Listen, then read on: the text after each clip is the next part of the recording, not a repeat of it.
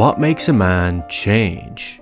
Each one of us are on our own individual path, with only aspirations, expectations, and plans to guide us. But we are also prisoners to circumstance. You may have it in you to become so many different types of people. But as each of life's many tests are thrown at you, with every decision that's made, the options slowly narrow down to make you the precise version of yourself that exists today.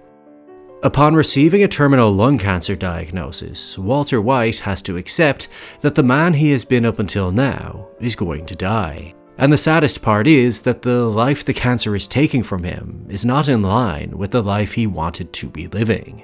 My entire life, it just seems I never, had a real say. On some level, Breaking Bad is a story about potential, how high you can fly when ethics go out the window, and should you still utilize your skills if your talent is destructive to the world around you. But how exactly does a man go from a domesticated dad to a drug-dealing kingpin? Chemistry is the study of matter, but I prefer to see it as the study of change. Walter White has one of the greatest character arcs ever written in television, so let's examine how and why this character changes over 5 seasons of Breaking Bad. And just a quick reminder to push the like, subscribe, and notification bell, as it appears the YouTube gods are currently suppressing me. When we first meet Walt, he's just turned 50, an age that, even at the best of times, is known for inducing a midlife crisis. But for Walt, he spent the last 25 years working as a financially strapped high school chemistry teacher, having sold his founding shares in the billion-dollar company Grey Matter early on for just $5,000. Instead, he dedicated his life to his family and now has to work a second job to pay for his soon-to-be newborn baby. He's disrespected at school, financially squeezed at home, and constantly emasculated by his brother-in-law Hank. Like so many, he's lived a life based on the fear of making the wrong choice, and that fear drove him to make weaker and weaker decisions. So he starts off as moral, honest, humble, family-focused, and cowardly. When he received his diagnosis, which is essentially a 2-year death sentence, he's confronted with the prospect of the end. Up until this point, he'd always followed the core messages of do the right thing, be responsible, and follow the law. But has it ever served him? And now that he's accepted death, he realizes that life was always a death sentence from the moment he was born, and he's wasted so many precious years caged by fear. Humans operate on incentives. When we get positive results from a certain kind of behavior, you can naturally predict more and more of that behavior, as it opens up a mental doorway to our reward center. In pure survival terms, positive results show us that we're on the right path as our quality of life increases. So when Walt initially decides to cook meth, his guiding motivation is his family. He needs to make money for them for after he's gone. That's a moral, family-focused goal. The methods he uses may not be moral, but as viewers we empathize and understand his decision because he's only doing bad to leave behind good. But there's more bubbling under the surface for Walt, a bitterness and frustration with how the world has treated him, and more importantly, how he has let it treat him by not standing up for himself. Therefore, in episode 1, when his disabled son is being mocked by bullies, rather than being polite and cowardly, he lashes out, seeking revenge, an eye for an eye. This is the first sign that Walt is going to follow his own instincts more and more, and prioritize what he thinks is right.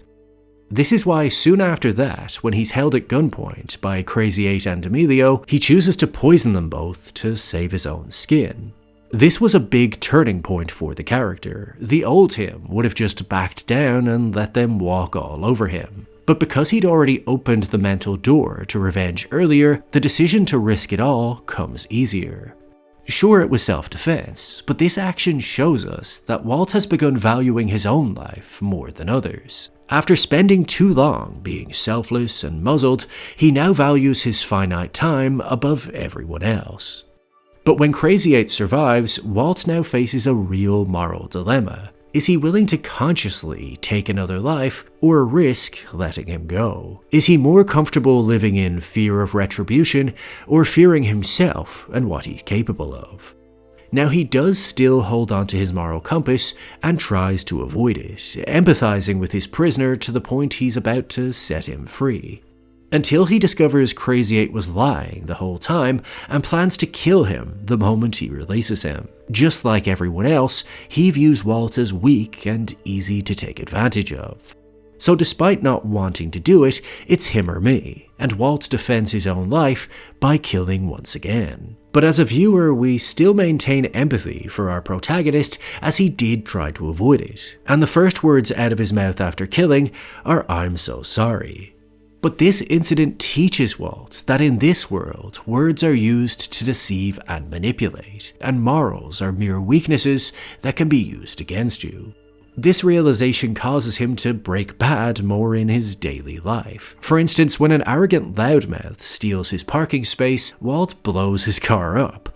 Of course, this has nothing to do with self-defense, but similar to the bullies in episode 1, he's teaching him a lesson, creating his own vigilante justice.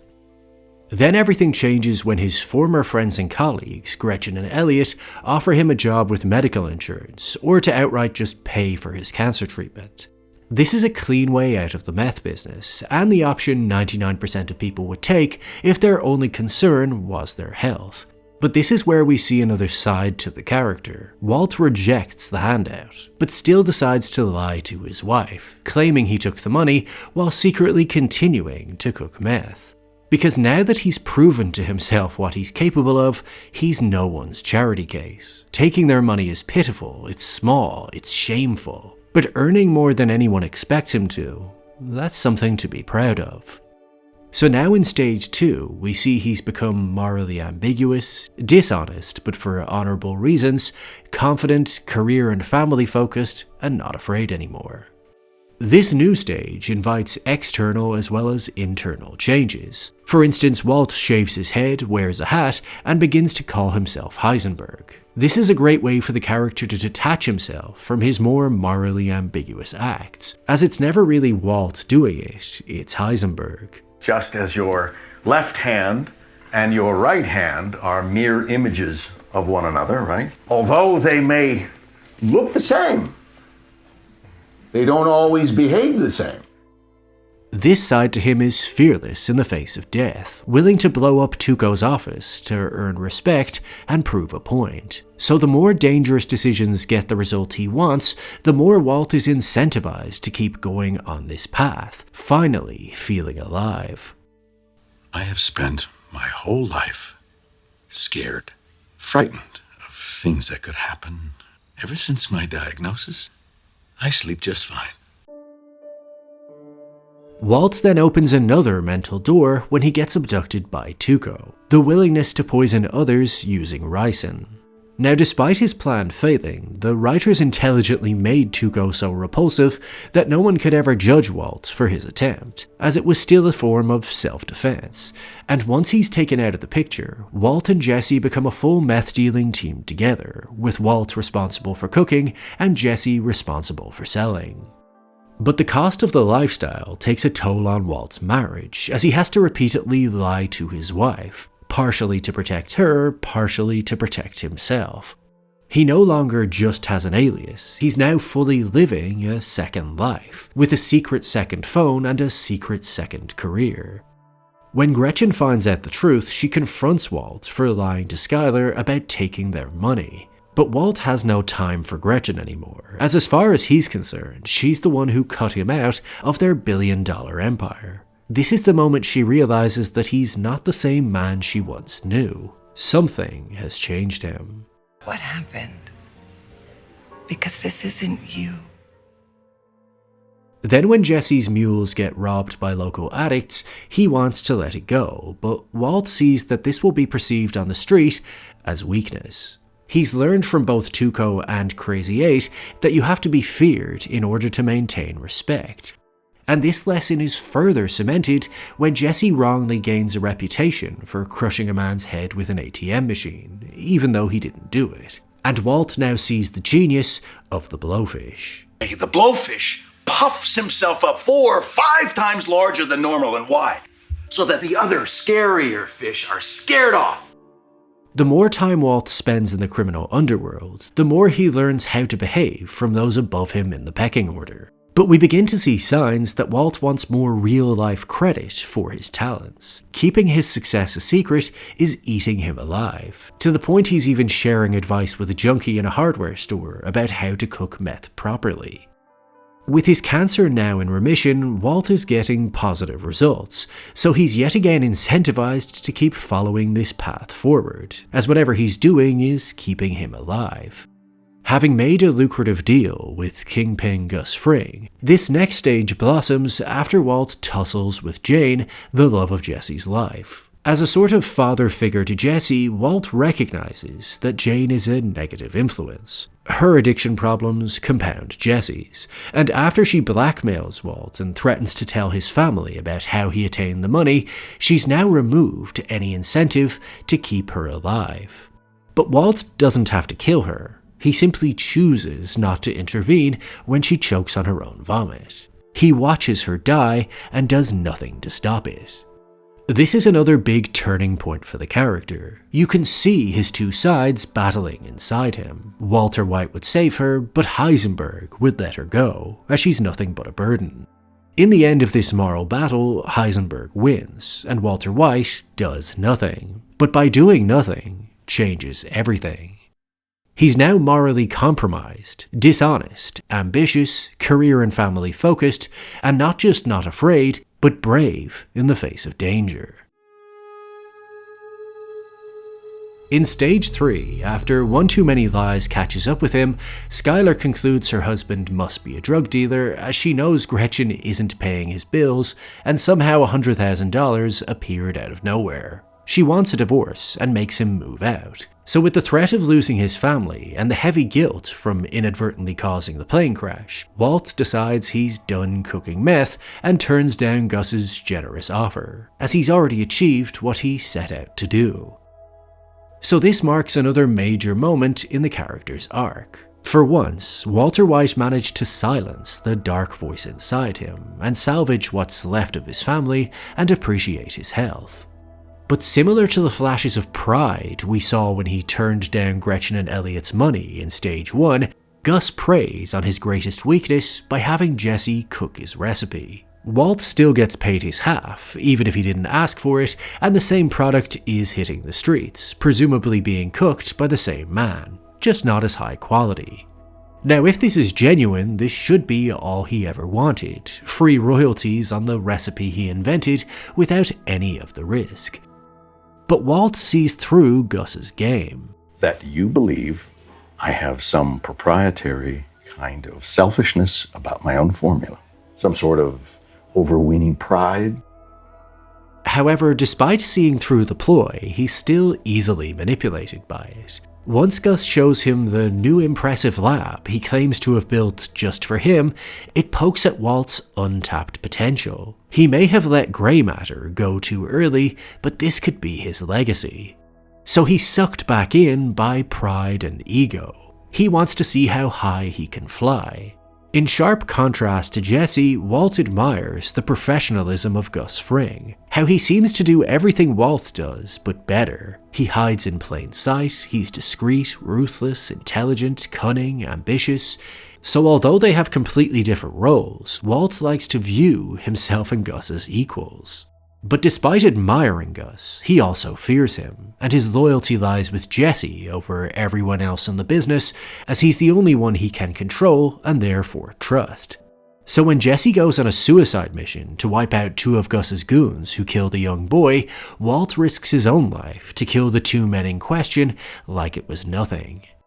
Up until this point, Walt poisoned Emilio in self-defense, killed Crazy 8 in self-defense, and let Jane die. But this time feels different. He is saving Jesse, which keeps it justifiable, but he's also taking a huge risk, a gamble based solely on self-worth. Because having seen the lab Gus built for him and his product, Walt now believes he's too valuable to kill. So when he comes face to face with his employer, Gus now sees something different in Walt. Unlike his other employees, this man is unwilling to accept a subordinate role. He doesn't just admire him, he wants to be him. This marks stage 4. He's now morally compromised, deceptive, ambitious, career-obsessed, and ruthless. After everything he's done wrong, Walt knows Gus wants him gone, so he has to arrange for his colleague Gale to be murdered. Let's remember, the first time Walt had to take another life, he valued his time talking to the man, even looked for a way out of it. But he has no such deliberation anymore, as he's learned that morals are weaknesses that only put you in unnecessary danger. As far as Walt's concerned, this is just business, and Gus would do the same thing. His plan works, and Jesse and Walt continue to cook throughout Season 4. But the tension between Walt and his employer only grows. Walt can feel Gus driving a wedge between himself and Jesse, making him become less and less necessary for the business to run, while he also becomes a greater liability as Hank starts to investigate Gus. Once the juice is no longer worth the squeeze, Walt is fired, and Gus threatens to murder his entire family. With no way out, as all their escape money was given to Ted to keep the IRS away from the car wash, Walt is once again given a choice. Accept the risk of Gus coming after him one day and being out of the meth business entirely, or fight back. And because he's been so caged by fear his whole life, now whether it's cancer, bullies, or drug dealers, Walt always retaliates. Not only to gain respect from others, but so he can respect himself. As far as Walt can see, Gus is his only problem. He has the recipe, he knows the business, and he perceives himself as smarter. He just needs to prove he's more ruthless. A guy opens his door and gets shot and you think that of me? No. I am the one who knocks. At this stage, Walt's ego is out of control. Yes, he's fighting for his survival, but also for top position. And the world has taught him that if he wants to rise the ranks, he must morally lower himself more than ever before, and truly free himself from the shackles of human decency. So in order to manipulate Jesse into turning on Gus, he poisons his girlfriend's son, to make it look like something Gus would do to make Jesse kill Walt, as Jesse knows Walt has used ricin before. But Walt cunningly argues that Gus is the only one who's already proved he will harm children to satisfy his business ambitions, subtly reminding Jesse of the sacrifice he already made for him. Essentially, Walt uses his perceived moral standards, that he would never do something so heinous, to get away with doing something so heinous. This is the final lesson Walt has now learned from Gus, that nothing should ever be off the table. So with Jesse back on board, wanting revenge on the man who he believes hurt his girlfriend's child, Walt uses Hector to lure Gus into an explosive trap. Because maybe Gus could only identify Walt's weakness of pride and ego because he shares those same vulnerabilities. Because by constantly visiting Hector to rub his family's deaths in his face, he accidentally revealed his egotistical underbelly. With no morals left to compromise, Walt now finds it so easy to lie that he'll look Jesse straight in the eye, even shake his hand, and feel nothing about what he's done.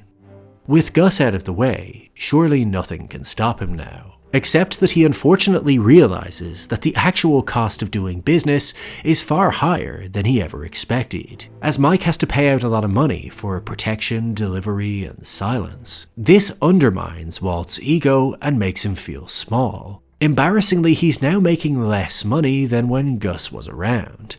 Just because you shot Jesse James, don't make you Jesse James. To make life simpler, Walt, Jesse, and Mike now have a chance to sell the business for $5 million each. The exact crossroads Walt was at in Grey Matter. Sell out early and watch someone else reap all the reward. And I sold my share, my potential, for $5,000. But Walt won't make that same mistake again, as he always learns from his failures and follows his incentives when they bring him positive results.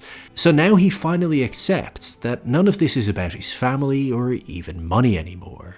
I'm in the empire business.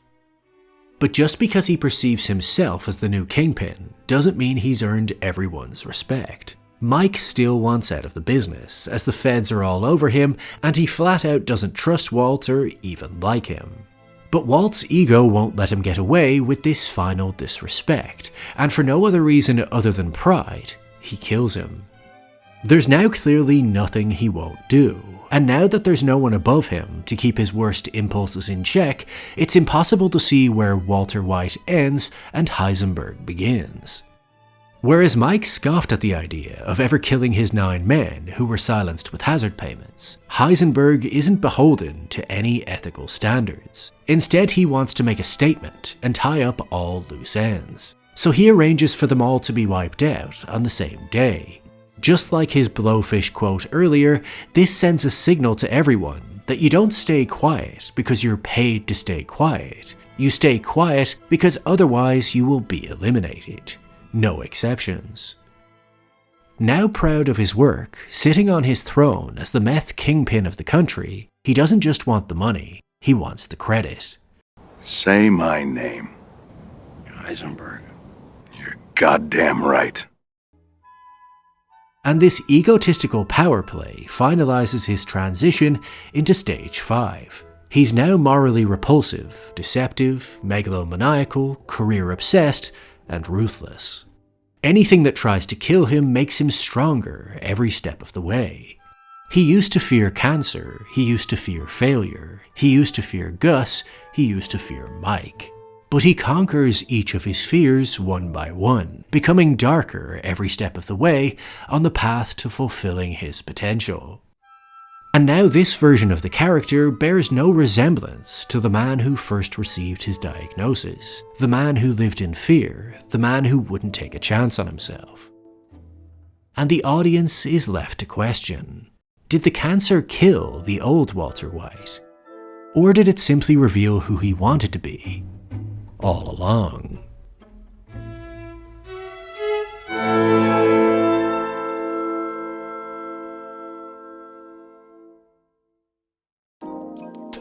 So if you made it this far, firstly, thank you for watching. But if you could now click like, subscribe, and the notification bell, as otherwise that pesky algorithm will continue to suppress my videos from your feed.